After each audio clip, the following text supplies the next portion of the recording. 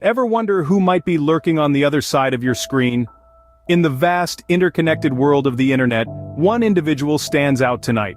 Our main character, a seasoned explorer of the digital realm, finds themselves immersed in the glow of their computer screen. As the clock strikes midnight, the house around them is hushed, wrapped in the somber blanket of a late-night silence. With a love for the thrill of the unknown, our character finds solace in the anonymity of online chat rooms. But tonight, the routine humdrum of their digital escapades is disrupted. An unexpected message from an unknown contact breaks the quiet monotony. The message, cryptic and intriguing, stirs a sense of curiosity. Who could this be? A friend playing a prank, or a stranger with a story to tell? The mystery of the unknown contact sets the stage for a tale that's about to unfold. Undeterred by the late hour and the eerie quiet around them, our character decides to respond. A simple click, a few hastily typed words on the keyboard, and the message is sent off into the digital void. An innocent reply to an unknown sender, a seemingly harmless act. But beneath the surface of this ordinary interaction, something more sinister is simmering. Our character, unaware of the chilling journey they've just embarked upon, continues to chat. Little did they know this was no ordinary conversation. As the conversation evolved, so did the uneasiness. The chat, which had begun as a harmless exchange of pleasantries, had taken on an eerie, uncomfortable quality. The unknown contact, a faceless entity behind a screen, began to reveal an intimate knowledge of our protagonist's life. The unseen interlocutor knew the smallest of details, the kind of details only someone close would know. The protagonist's favorite book, the name of their first pet, the color of the walls in their childhood bedroom. Each message was like a drop of cold water, sending chills down their spine. At first, the protagonist thought it was a prank, a friend playing a sick joke. But as the conversation continued, the details became more personal, more obscure. The name of their kindergarten teacher, the scar on their right knee from a childhood mishap, the sweet smell of their grandmother's perfume. With each message, the fear grew. It was like a creeping shadow, slowly but surely enveloping them. They could feel their heart pounding in their chest, their palms turning sweaty. Yet, despite the growing terror, they couldn't stop responding. It was as if they were under a spell, compelled to engage with this mysterious entity. The protagonist tried to rationalize the situation. They tried to convince themselves it was just a joke, that there was a logical explanation. But deep down, they knew something was off, something wasn't right. As the chat progressed, the protagonist's fear turned into horror. The unknown contact wasn't just revealing intimate details about their life, they were predicting their actions. They knew what the protagonist was doing, what they were thinking. It was like they were watching, like they were there with them. The feeling of being watched, of being known, was suffocating. The protagonist felt trapped, cornered. They wanted to run, to hide, but they knew it was futile.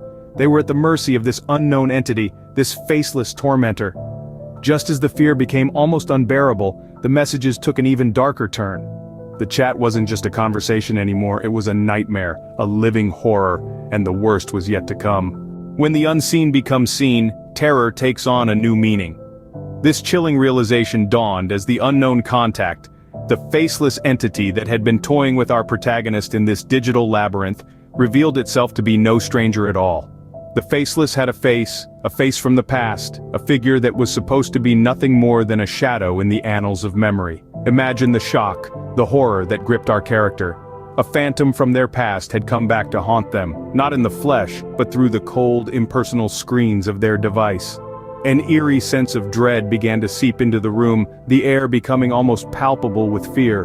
The contact began to share details, frightful details of their shared history.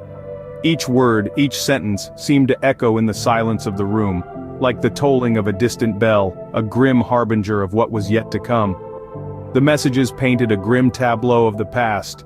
The characters' forgotten sins, their unspeakable deeds, all laid bare in the flickering light of the screen.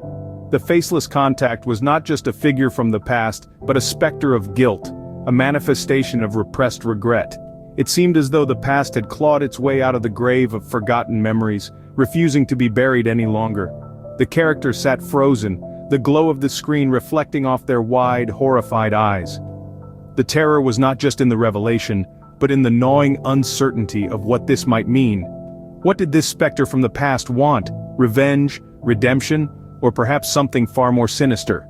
The chilling revelation had turned their world upside down. Their safe haven, their solitude, had been invaded. The walls of their reality started to crumble, leaving them exposed to the chilling winds of fear. But the worst was yet to come. In the dead of night, the true horror was yet to be revealed. Picture this, our character bathed in the cold, harsh light of the screen, waiting anxiously for the next message. But the silence on the other end is deafening. The once lively chat box is now a void, a chilling emptiness that fills the room with an eerie sense of dread. The character's heart pounds in their chest like a drum, each beat echoing the ticking of a clock. The seconds turn into minutes and still, no response.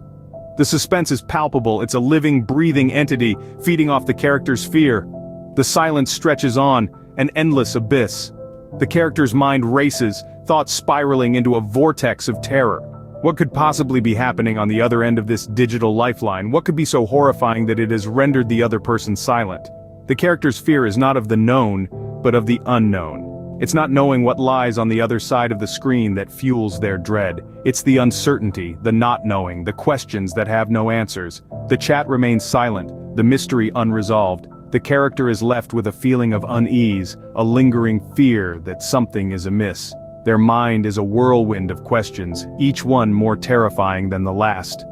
But the question remains, what lurks on the other side of the screen? Who was this person, and what did they want?